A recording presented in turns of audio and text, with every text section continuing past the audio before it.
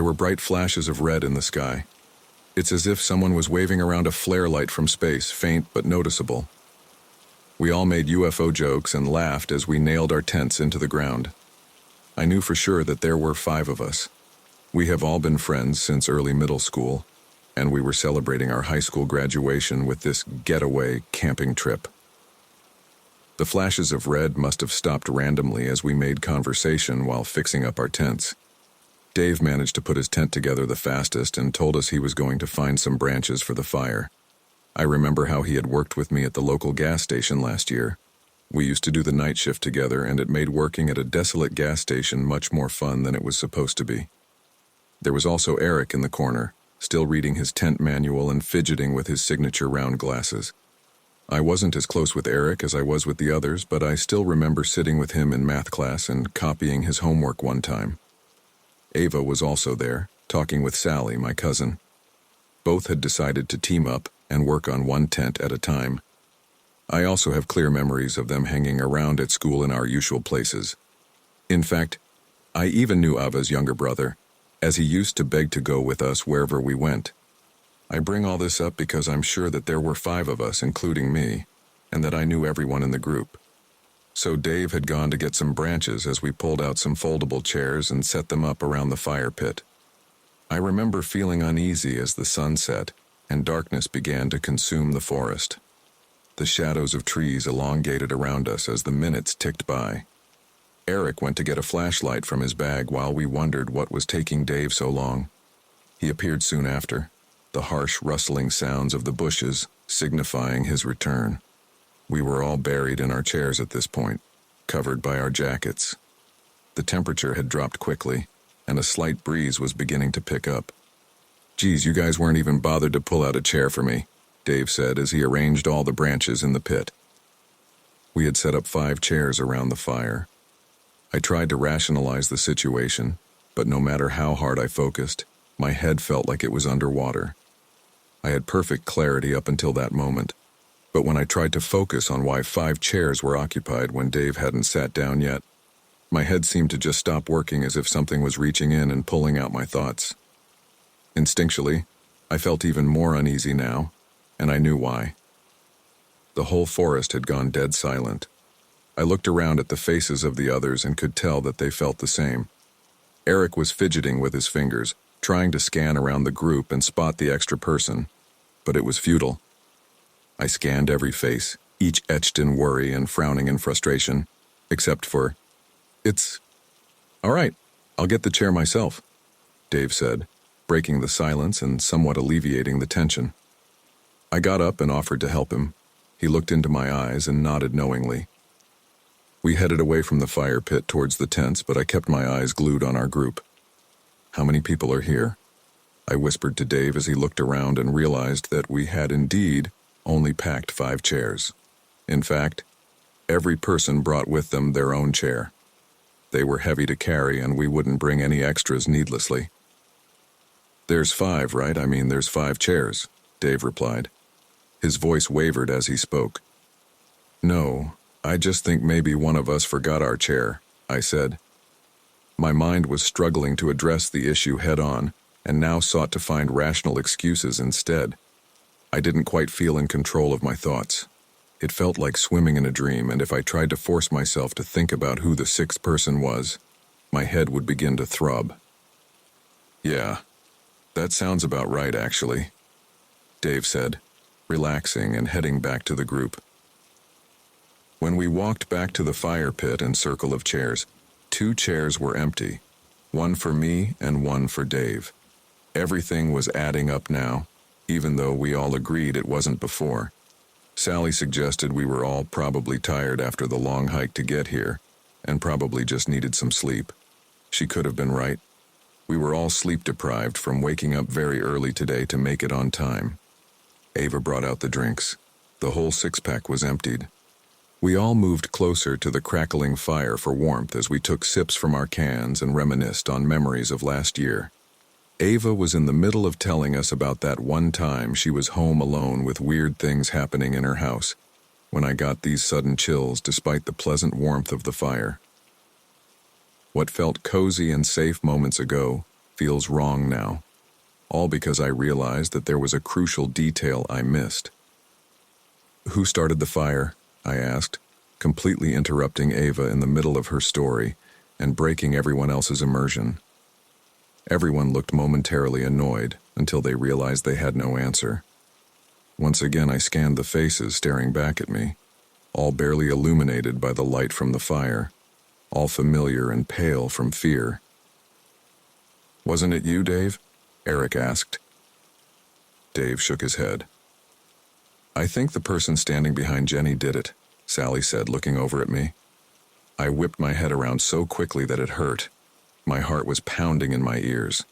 There was nothing behind me except for the encompassing darkness of the woods. Staring at those tall, dark trees behind me made me feel exposed. I felt like a lost bird in a vast field. "Wait, I don't know," Sally said. Her eyes had gone wide, and she was shaking visibly.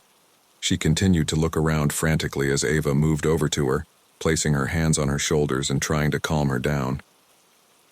"I think we should leave this place," Ava stuttered. "Yeah, something just doesn't feel right, but I can't put my finger on it," Dave said. "But it's so dark out in the forest now, we'd probably get lost if we left now." Someone else said, "Yeah, I think we should stay the night and leave as soon as we can tomorrow." Eric agreed. I tried to protest, but I realized Eric was right. The woods harbored an oppressive darkness within which navigation would be nearly impossible. "Let's not sleep in our separate tents just to be safe," Sally said. We all agreed. We only brought one person's tent with us, but we could squeeze two if we tried. That way, no one would be alone at night.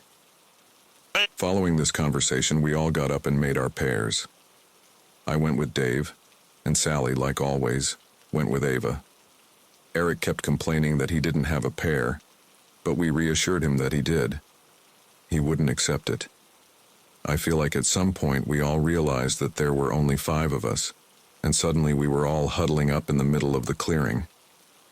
"Why do we keep thinking there are 6 of us here?" Eric asked. Sweat was dripping down his face despite the cold. We had nearly left him all alone on his own, under the assumption that there was another person. My stomach turned as I squeezed my eyes shut and tried to mentally recap everyone here. My head throbbed, but I kept pushing it. "There's me, Dave, Eric, Ava, Sally, and..." I was pointing at each of them as I said their names. I retched and emptied the contents of my stomach on the ground when I got past Sally. The left side of my head felt like there was a knife stuck in it. My vision was blurry. Dave held me up to stop me from collapsing, and we all wordlessly started to move towards the tents as someone put the fire out. Dave helped me into a tent while the 4 outside discussed what to do. I could only focus on snippets of the conversation, as the excruciating pain beating against my skull came and went in waves. Sally had the brilliant idea of arranging 3 tents together, so their openings faced together at right angles in a sort of U shape, so we could sleep as close as possible, and also limit the entrance to our tents. Dave was about to go to help as they worked outside, but I clutched his hand and asked him to stay with me. The tents took some time to arrange. I started to feel a bit better once everyone got settled into their tents. A quick head count confirmed there were 5 of us. Eric would have to sleep in his tent alone, but he was more comfortable with it since all the tents were very close now. Looking back now, I think he was just trying to put a brave face on for us. I regret that moment deeply, letting him sleep in his tent alone. He was always less integrated into our group and knew that none of us would pair with him. Just before going to bed, we all agreed to leave as soon as the sun rose in the morning. I remember taking one last look outside the tent into the forest before trying to fall asleep. The wind had picked up, and the tree branches were swaying gently. Beyond our clearing was just pure darkness. It felt like the trees were closing in on me. With the faint moonlight illuminating our clearing, I turned my head to look over at the 2 tents we had left out and saw someone standing next to them. Despite the circumstances, sleep came quickly and easily. Ava's shrill scream woke me up in the middle of the night. Dave and I ripped our tent door open to find Sally and Ava looking into Eric's tent. We pushed them aside. Eric's sleeping bag was rolled up.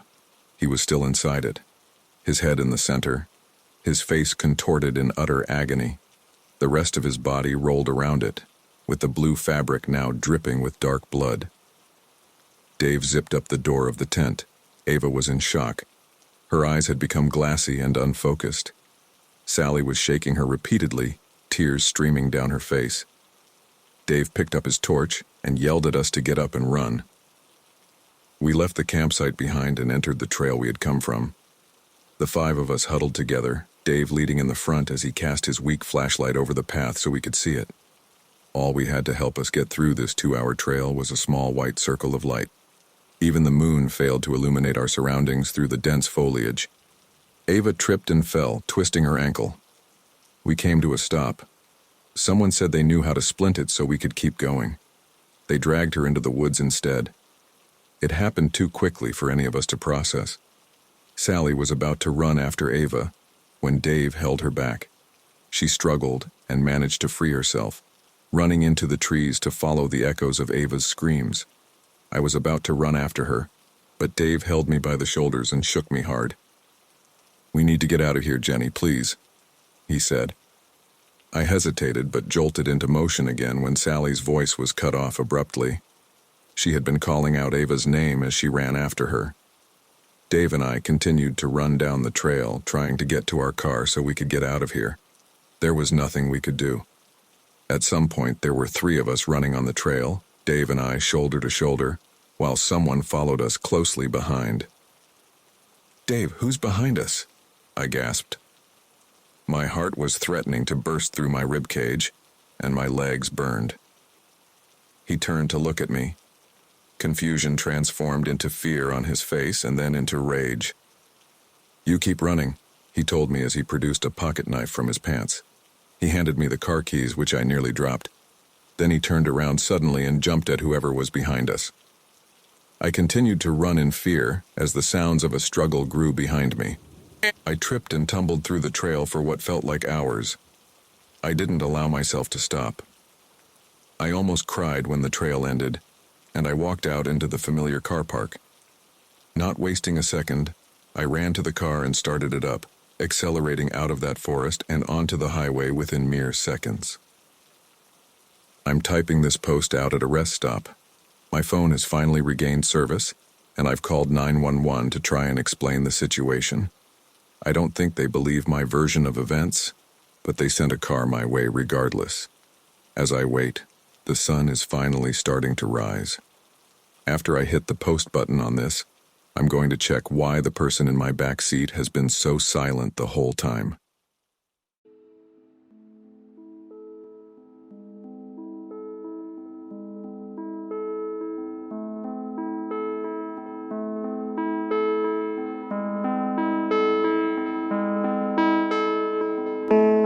The paranormal is real. It is real. The paranormal is real. Is it? I know that the paranormal is real.